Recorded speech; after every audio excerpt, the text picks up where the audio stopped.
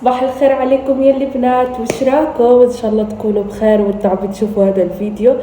بما اني انا بالجزائر حصير احكي لكم شوي جزائري وشوي فلسطيني، حهبلكم باللهجات. خلص بما انه انا هنا كل شوي كلمة بتطلع لي منها مخي بطل يجمع. يعني في تركيا كنت شوي احكي اردني، شوي احكي فلسطيني، شوي احكي تركي.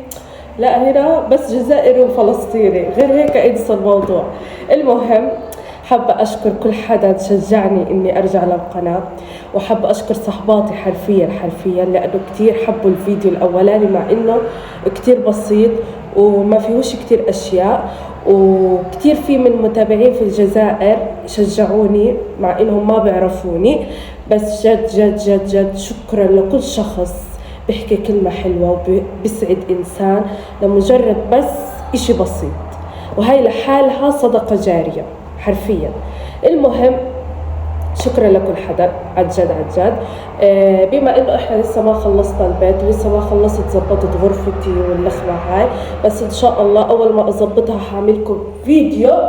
بما انه احنا يوتيوبر، بس يوتيوبر صغير، اوكي، حنعمل فيديو بجولة بغرفتي، اجواء. صح اوكي، معلش بعد اعملكم اجواء يا جماعه. وبعدين اعملكم جوله في الجزائر، لانه بس اخلص اموري حاعملكم جوله بالجزائر.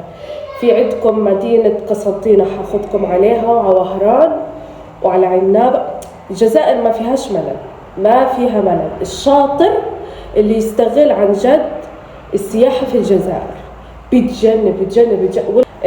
في بجاية بالذات بحس كل منطقة مختلفة عن الثانية. يعني مثلا المنطقة اللي أنا فيها بحس شوية في إسبانيا، شوية في سويسرا، والله مش مبالغ على فكرة. كل منطقة في الجزائر، كل شارع إله هيك معنى، إله هيك هيبة، إله.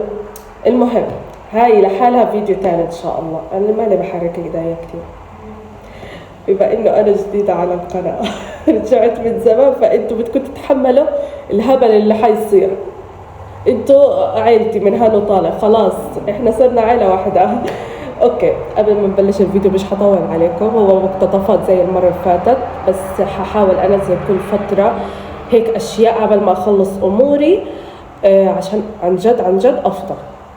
تمام. فقبل ما نبلش الفيديو حطوا لايك لهذا الفيديو واشتركوا بالقناة وفعلوا الجرس. خلونا نبلش الفيديو.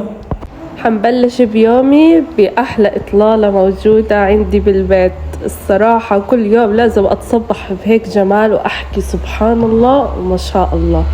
حرفيا جمال الطبيعة بجنن. وبعديها درست شوي، بما انه انا بالبيت بدرس اونلاين وباخد كمان دورات اونلاين، منه بشغل حالي ومنه هيك يعني املي وقتي.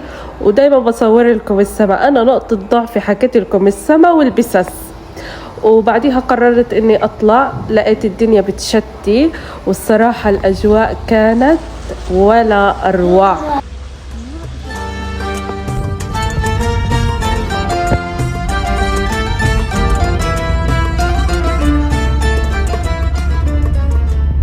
بعديها لما رجعت قررت اني اعمل هيك شاورما ولا اشي هيك اشي خفيف فيه صدر دجاج وجبنة وتومة وفليفلة، لانه وليد خالتي كان جاي عنا ولد صغير هيك اسمه اكرم، كتير لطيف، هلا بتشوفوه بالفيديو ان شاء الله. وطبخت له هاي الاكلة لانه كتير هو بحبها.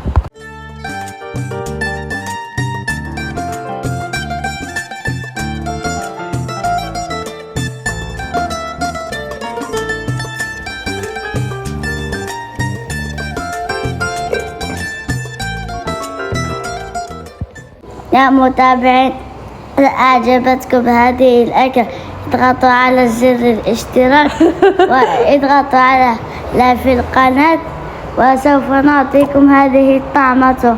وداعا. وهلأ فرجت لكم السما كانت بالمغرب. الصراحة كانت كتير حلوة، وأنا حكيت لكم بأول الفيديو نقطة ضعفي السما والبسس.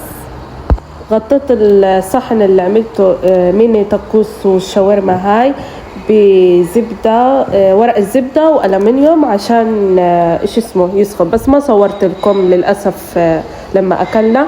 المهم هنا أكرم كان يحضر المباراة للجزائر والمغرب، والله وأنا عارفة ليش حطها، هي قديمة بس كان يتشجع وهيك يعمل لنا أجواء، فأنتوا شوفوا.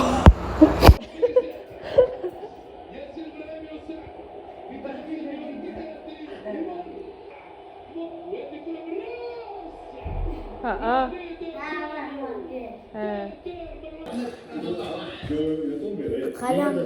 بعدين نسوي فيديو الأدوات المدرسية بالسي. لا تنسوني. دائري يلا احكي.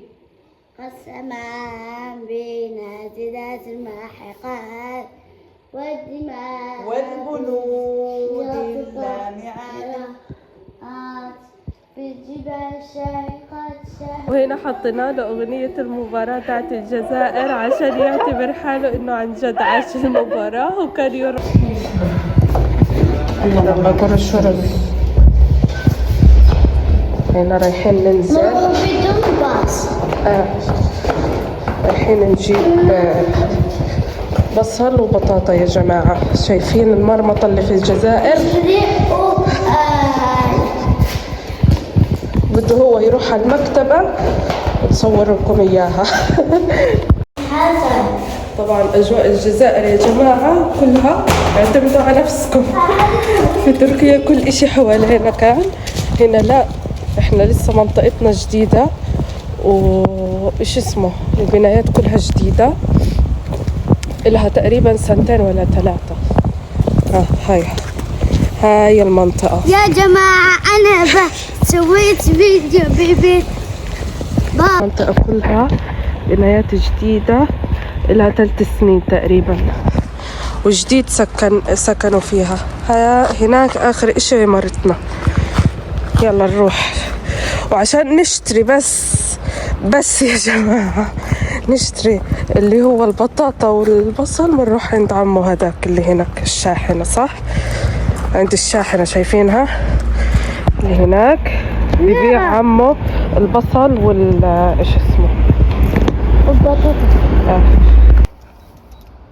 يا جماعة أنا وأكرم الشطور، إيش مالك؟ دخل حجر في رجله. أنا وأكرم شرينا بطاطا، رجعتوني لأجواء غزة يا أهل الجزائر وحياة الله، لأنه في تركيا كل إشي حوالينا كان، هلأ عن جد رجعت لأجواء غزة. شوفوا هاي بالنسبة إلنا إحنا في غزة كانت 20 شيكل، هنا عندهم يعني 2 شيكل، يعني 2 ليرة. يعني هاي والله بطلت عارفة أفهم. لا هذه استنوا وينها؟ هاتها طيب تفهمهم. هاي بالنسبة لنا في غزة شيكل، يعني بتجيب لنا أشياء هنا ما بتجيب لهم ولا شيء. هاي بالنسبة لهم هبل، بنضحك عليهم. وهاي بالنسبة لنا في غزة برضو 5 شيكل، هنا بالنسبة لهم ولا شيء، نص شيكل. اصبري. هدول الأشياء هدول ما لهمش لازمة. أما هاي إحنا بنحكي عنها 200 شيكل مثلا، هي إحنا 200 شيكل بالورقة، بس هنا عندهم 20. شايفين كيف بنحوا الصفر. والله العمولة الجزائرية أصعب إشي في الدنيا، أصعب. وبهيك بنكون وصلنا لآخر الفيديو. إن شاء الله تكونوا استمتعتوا بالفيديو، وهيك مقتطفات بس معلش. المهم إني أوعدكم وأوفي بوعدي إني أصير أنزل كل فترة فيديو، أو بالأسبوع 2 بالأسبوع أنزل، بس إن شاء الله خلاص مستمرين. المهم إن شاء الله يكون عجبكم الفيديو، واستنوني بفيديو جاي. مع السلامة.